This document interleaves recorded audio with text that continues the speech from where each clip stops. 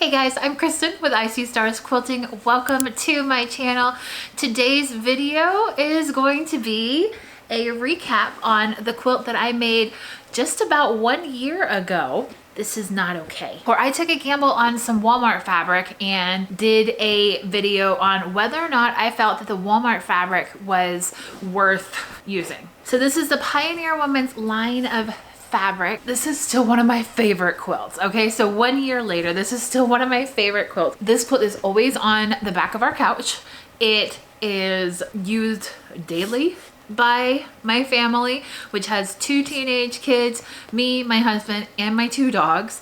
Like, giving some background information here, this quilt has probably over the last year been washed maybe about 6 times. I don't wash my quilts every single week. I'll go a little bit more into that a little bit later on in the video with quilt care and how I take care of my quilts, but I wanted to show you how this quilt has held up. You can still see that, like, there is this gorgeous texture to this quilt still.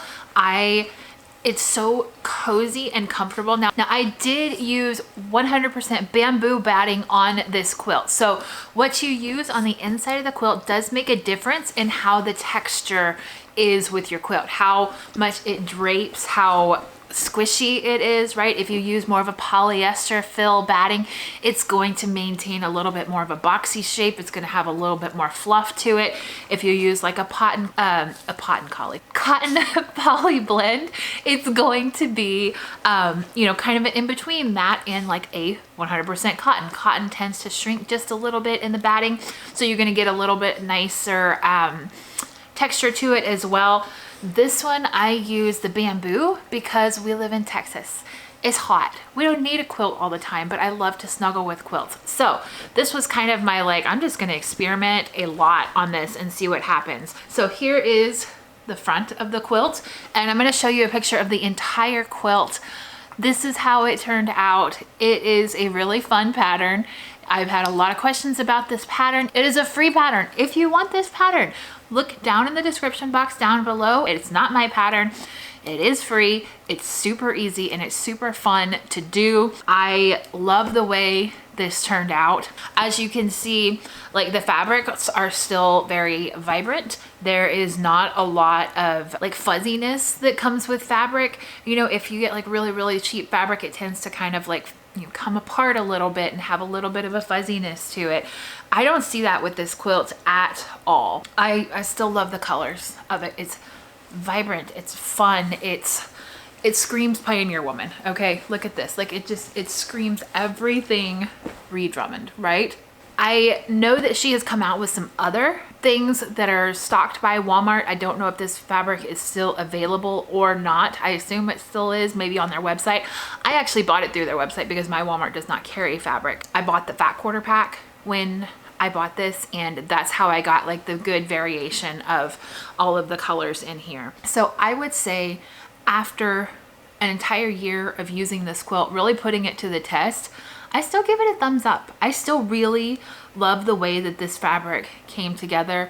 And reading through every single comment in my last video that was from a year ago on whether or not Walmart fabric was worth it, I think that you should do whatever allows you to be the creative person that you are. So once you make something like this, you love it. You know, my goal personally is that my quilts outlast me. After that, I have zero control over what happens to them, right? But I want to make sure that if I spend a lot of time and a lot of money and a lot of inspiration and just general energy on a quilt, I want it to outlast me. Baby quilts are going to get washed more often than your standard couch blankets, right? I actually have a quilt care sheet that is a free download that I will put the link to in the description box down below. It is something that I gift with every single one of my quilts, and I highly recommend taking that download, printing out copies of it, saving it to your computer, and giving it away with your quilts, because that takes the pressure off of you. When you gift a quilt to somebody and they don't know how to take care of it, they don't know how to use color catchers, they don't know not to wash it on hot water, and it has to be washed every single week. You know, I always wash my quilts on cold water, and I either let them air dry or tumble dry most of the way and then air dry the rest of the way. that keeps your quilt in a much fresher state for a longer period of time. This one already has a very nice, good, solid, comfy, worn look to it, okay? But the fabrics are not fraying. They, I washed this one with color catchers the first maybe two or three times that I washed it, just to make sure. I really put this one to the test. Like, you see all of these lighter fabrics mixed with these darker fabrics, and these bright red fabrics mixed with these white fabrics. Like, this was the recipe for a testing quilt, okay? If something, and then here's the back of it, by the way. So there's some dark fabrics and some light fabrics here. If something was going to bleed on this quilt, it was going to bleed on this quilt, okay? So I washed it with fabric, or with the color catchers, maybe 2 or 3 times. And if you aren't familiar with color catchers, I have other videos on the color catchers. I have other videos on how to take care of your quilt. I will link to all of those in the description box down below. But just know that with this quilt, I did do some testing on that, but I never did it without the color catchers. That is like a non-negotiable for me on a brand new quilt. Whether it's expensive fabric or whether it is more affordable fabric, either way, color catchers are non-negotiable for me. As far as other things that I have made with the Pioneer Woman fabric, I took the leftovers from this project and I have made some zipper little bags. I've made a tote bag.